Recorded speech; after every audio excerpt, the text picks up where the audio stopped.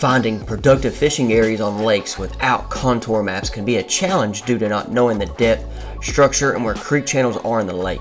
In this video, I'm going to share how we found a big concentration of fish by using a strategy that I've had success with on lakes without maps. So what I've learned from fishing lakes without contour maps is trying to find that creek ditch or the main creek channel that runs into the lake.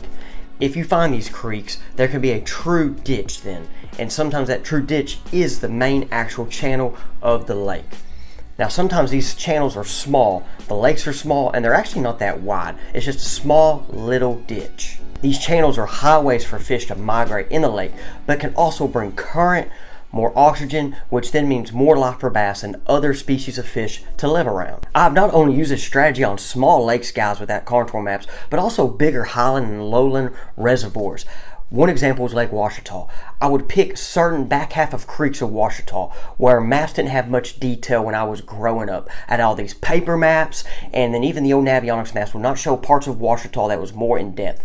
I would pick these back half of creeks and try to treat them as a small lake. I would try to break this down and find the paths that the bass would use these ditches back in these creeks for migration. Another lowland reservoir, which is going to be actually more of a type of body of water for my Florida friends, Mississippi friends, Louisiana friends, for me, is Millwood Lake. Now, Millwood Lake's a lake that's very, very muddy. But guys, I would find these creeks that would run into certain parts of the lakes and then try to zone off those sections and see how the bass would migrate and would use these creeks for me to go out and try to find them and catch them through different parts of the year. Jimmy, if you're asking, how do I start this process if I do not know where the major creek or a small creek even runs in the lake? How do I find it? Where do I look? Where to begin? Guys, I'm going to go more in depth on that in this video right here during the fishing trip.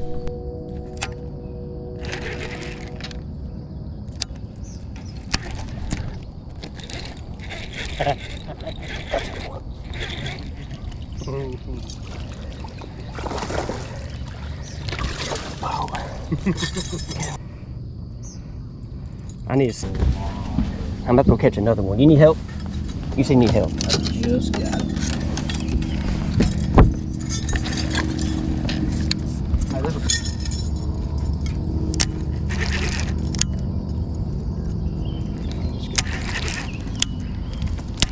Oh, he hit it. Yeah, another one. No, I don't need that. It's not a giant. Oh, no, yeah. Number two. All right, guys. Guys, let me show y'all here what's going on right now. We are out here. Let me get this fish off real quick. Dixie Jet Talon Spoon. It's not a giant fish, but like you see, guys, she's post-spawn fish.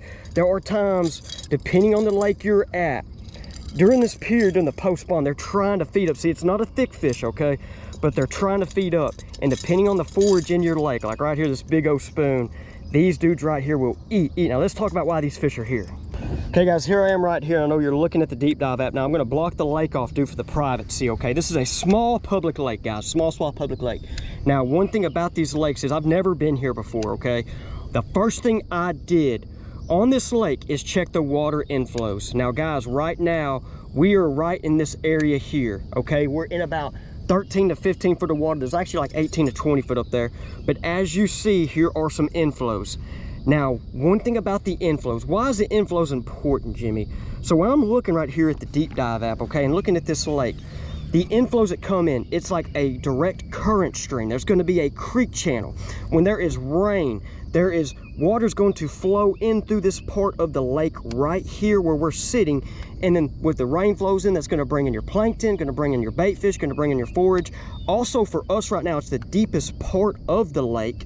And that's where these fish are hanging out, feeding up in this post-time period, okay? So that is one thing about inflow points. Like on a small lake like this, there's not a contour map. And one of my lakes, guys, I'm gonna go ahead and type it in real quick, where I used inflow points growing up, before the deep dive app, was Millwood Lake. Millwood Lake, you see all these purple little dots. The bigger ones are more of your major inflow points, okay? Then I would use these inflow points as an area to kind of go search, because Millwood does not have a contour map, a legit contour map. So I would then use this to try to find areas to where like these little 3 dots come out here and make ditches, where all these make ditches. Every one of these on the area of the lake, like this is a popular area of the lake right here on Millwood. Bagley area, there are 3. They also come out here, make ditches, and you find your stumps, you find your hard spots, lily pads around those ditches. So this lake today, a small lake, okay? Small lake like we have right here, you can use these inflow points as an area of, or as a direction, and that's what we did here today, guys. We fished on the bank for an hour before we came over here. Fished on the bank for an hour, and then we came out here, and here they are, just all out here chasing bait right now. Now they're going to go up there. You see those lily pads and grass up there? I think they're going to push them up there later in the day. Right now, since it's kind of cool, they're out here eating, and so just using these inflow points is huge. Okay, so guys, also with it, we have the wind effects feature. Okay, that's one thing I like about it as well. For these small lakes, like let's say now, one thing, guys, with this too, I'm going to show this. Let's say, you know, here we go. Let's say I want to find a lake that's not on here, because some of you guys are like, what if there's not a lake? Well, if I go down here, I'm gonna go down here to Louisiana now, because I've had some people ask me, this is a new feature. Okay, here we go. If I go down here, like this lake's not on here, then here, let me go up here, find a lake on the map. If I go to find a lake on the map, and if it's not on here, say I just go down here, like this lake. What's this lake? Look, it's not on here. So I can now, if your lake's one of those small lakes that's not on here, I can then hit it.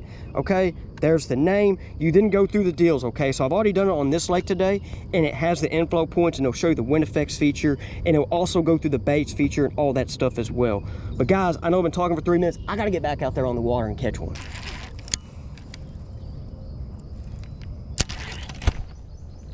We're hooked up.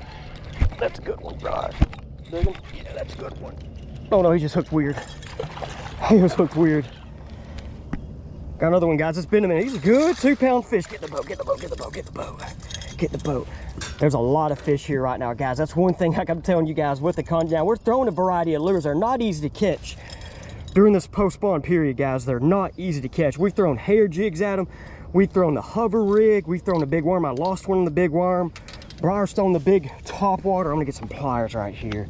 But something about this spoon, guys. I know a lot of people are, it's expensive, it's high dollar. And yes, Live Scope's a player. But if you do not have Live Scope, and it's open water like this, you can still throw it. Okay, I'm gonna get these hooks out. Get these hooks out. There we go. This is the Sexy Shatter Glass, guys. I like the nickel and Sexy Shatter Glass. I'm making that up. It's Shatter Glass.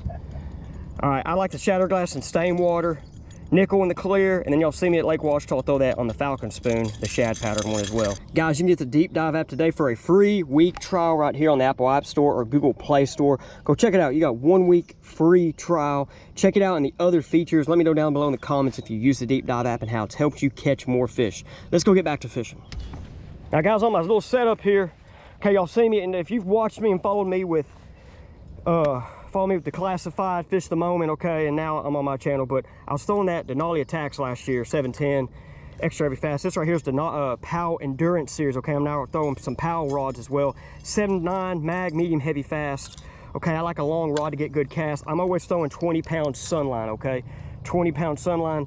I like a 6.3 gear ratio reel. This reel is old. It's not the best reel, but it does great with big fish. That's why I like it. It does really, really, really good with the bigs. So we're gonna move further back here up in this creek and check it out. Like I said, there's some fish out there. Lost another good one, or lost another good one, 2-pounder.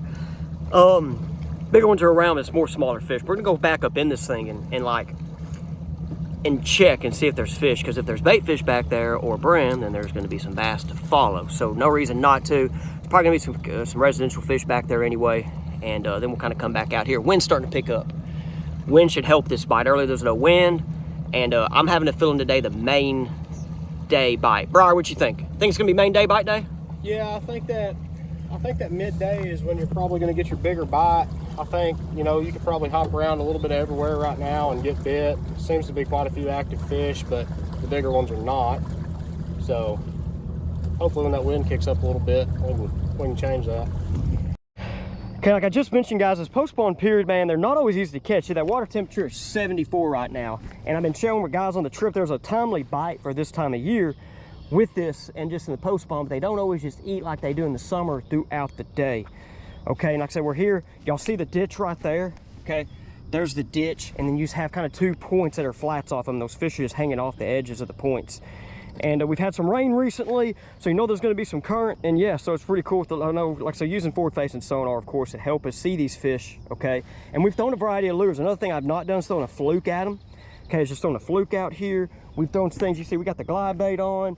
We're tying crankbaits on right now. So we're going to see if we can get a couple more fish catches. That right there, you should...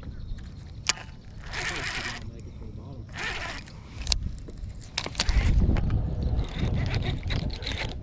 Oh, he pulled off. He pulled off. Darn. Not one of those feeding windows.